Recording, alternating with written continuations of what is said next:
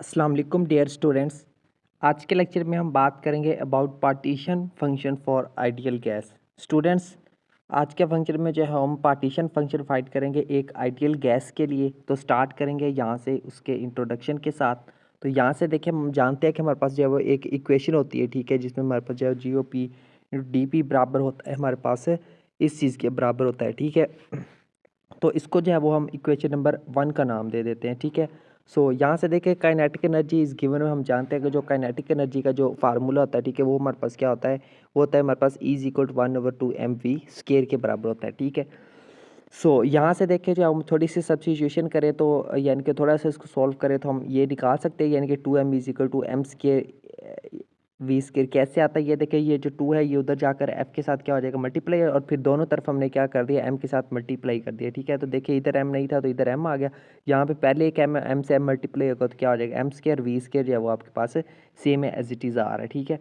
तो इस फैक्टर को जब हमने सॉल्व किया तो हमें क्या मिल गया, 2m is equal to M square into V square मिल गया, ठीक है।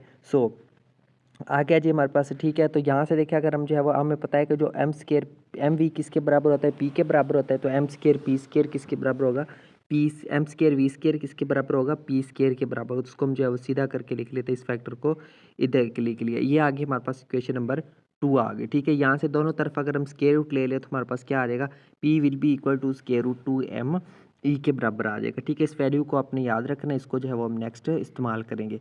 सो नेक्स्ट देखते हैं जी ऑन डिफरेंशिएशन, ठीक है। जब हम डिफरेंशिएशन करते हैं तो फिर क्या होता है, हमारे पास जो है वो डी पी हमारे पास, यानी कि इसी इक्वेशन को हमने क्या कर लेना है, अब डिफरेंशिएट कर लेना है। जब डिफरेंशिएट करेंगे तो हमारे पास डी पी किसके बराबर आ जाएगा, 1/2 into 2m E whole raise to the power 1/2 into 2m D E के बराबर आ जाएगा, ठीक है, जब हम इसकी डिफरेंशिएशन करेंगे। सो यहाँ से इसको थोड़ा सा और सिंप्लीफाई कर ले तो कर सकते हैं, बिल्कुल कर सकते हैं, ठीक है। यहाँ पे देखिए हमारे पास ये जो आपके पास जो है वो यहाँ से देखें आपके पास ये वाला जो m है, ठीक है, ये आपके पास यहाँ पे आ गया, ये वाला जो डी ए है ये यहाँ पे आ गई। ये जो आपको ऊपर फैक्टर नज़र आ रहा है, ठीक है, 2m ई होल पावर आ रही है 1/2, ठीक है। इन सबको जो है वो हमने किस फॉर्म में लिख लिया है, इस फॉर्म में लिख लिया है, यानी कि हमने इसको लिख दिया 2m ई होल का स्क्वायर रूट आ गया हमारे पास, ठीक है। सो ये आ गया हमारे पास इक्वेशन नंबर 3 आ गई है। यहाँ पे ना आपने एक बात ख्याल करना है कि ये जो पावर है ना ये माइनस में है, ठीक है, ये -1/2 लिखा हुआ है यहाँ पे, ठीक है। अब क्योंकि पावर देखिए हमारे पास माइनस में आ रही है तो इसलिए जो है नेक्स्ट ये स्क्वायर रूट के नीचे आ रहा है, ठीक है। इस बात का आपने ख्याल करना, और यहाँ से इस 2 के साथ ये वाला 2 कैंसिल आउट हो गया था, ठीक है। तो ये थोड़ी सी मिस्टेक है, इसको आपने जो है वो करेक्ट कर लेना है।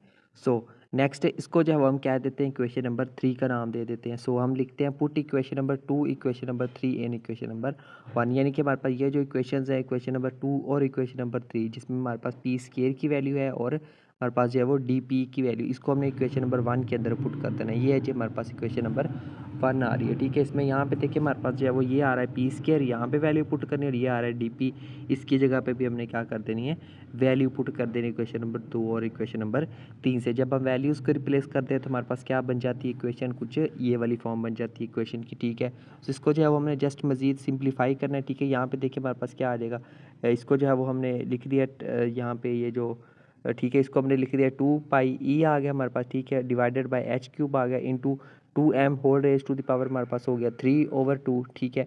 तो सेम एज इट इज़ यहाँ पे हमारे पास क्या आ रहा है, c raise to the power कितना, e raise to the power कितना आ रहा है हमारे पास 1/2 आ रहा है, ठीक है। सो नेक्स्ट देखते हैं जिसको सॉल्व करते हैं, इसको हमने इक्वेशन नंबर 4 का नाम दे दिया, ठीक है। सो आगे देखें, the partition function for continuous distribution of energy states is given by, ठीक है। अब हमारे पास जो पार्टीशन फंक्शन है कंटिन्यूस डिस्ट्रीब्यूशन एनर्जी स्टेट्स के लिए, वो हमारे पास किसके बराबर होता है, वो हमारे पास बराबर होता है z is equal to integral 0 to infinity G E into D E raise to the power -e/kt के बराबर होता है, ठीक है। अच्छा, अगर इस स्टेप की अगर आपको समझ नहीं आई ना तो मैं इसको दोबारा एक्सप्लेन कर देता हूँ। देखिए यहाँ पे हमारे पर जो कैलकुलेशन है ना वो बेसिकली ऐसे हुई हुई है। यहाँ पे देखिए इस m के साथ ये वाला m जब मल्टीप्लाई होगा तो क्या हो जाएगा, m का स्केयर हो जाएगा, ठीक है। अब नीचे भी देखिए हमारे पास जो है वो एक m मौजूद है, ठीक है। तो या फिर आप इसको जो है वो 2m ही ले लें, ठीक है। यहाँ पे भी देखिए 2m मौजूद है, इस m के साथ जब मल्टीप्लाई होता है तो 2m स्केयर हो गया हमारे पास, ठीक है। सेम एज टी नीचे भी हमारे पास 2m का स्केयर रूट है। स्केयर रूट मीन उसकी पावर कितनी है, 1/2 है। जब नीचे वाली 2m की पावर 1/2 ऊपर जाएगी तो क्या आ जाएगी, माइनस का 1/2। इसका देखिए हमारे पास क्या होगा, ये वाला m और ये वाला 2m स्केयर, ऊपर 2m स्केयर की पावर क्या है हमारे पास, दोनों की इकट्ठी 1 है ना। नीचे क्या है, -1 है, प्लस 1/2 ऊपर जाके -1/2, तो 1 में से -1/2 करेंगे तो पीछे क्या रह जाएगा हमारे पास, 1/2 आ। सॉरी, यहाँ पे कितनी थी m की वैल्यू, m और m की पावर कितनी थी, स्केयर थी, ठीक है। नीचे कितनी आ रही है, m की पावर 1/2 आ रही है। ऊपर जाके जब 2 में से 1/2 जाएगा तो पीछे क्या रह जाएगा हमारे पास, 3/2 रह जाएगा, ठीक है। So same as it is जो है वो, अब यहाँ पे देखें तो आप कहेंगे कि 2 की पावर 1 है। यहाँ पे देखिए हमारे पास 4 मौजूद है ना, इस 4 में से 2 हमने इधर ले लिया, 2 2 4 बन, यानी कि 2 को हम 2 का स्केयर लिख सकते हैं, ठीक है। और यहाँ पे इसलिए जो है वो ये 2 बचा हुआ है, ये हो गया। उसके बाद हमारे पास क्या रह गया, यहाँ पे देखिए हमारे पास जो है ई रह गया। ई की पावर कितनी है, 1/2। ऊपर भी हमारे पास ई मौजूद है, उसकी पावर कितनी है, 1 है। तो 1 में से ये नीचे वाला 1/2 ऊपर जाकर माइनस हो जाएगा, तो 1 में से -1/2 किया तो पीछे क्या रह गया, 1/2 रह गया, ठीक है। तो कुछ इस तरह से जो है वो इसकी सिंप्लीफिकेशन यहाँ पे हुई हुई है।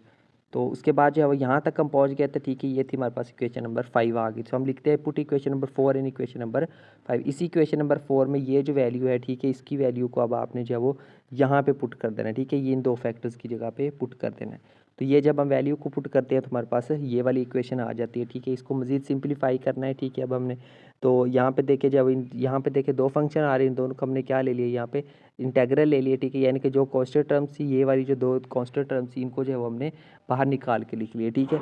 आगे अब ये जो पूरा का पूरा इंटेग्रल है, जब हम इस इंटेग्रल को सॉल्व करते हो हमारे पास फाइनल आंसर क्या आता है, ये वाला फाइनल आंसर आता है, ठीक है। इसको आपने same as it is direct ही लिखना है, स्टेप वाइज इसकी कैलकुलेशन नहीं करनी, वरना क्वेश्चन बहुत ज़्यादा लेंथी हो जाएगा, ठीक है।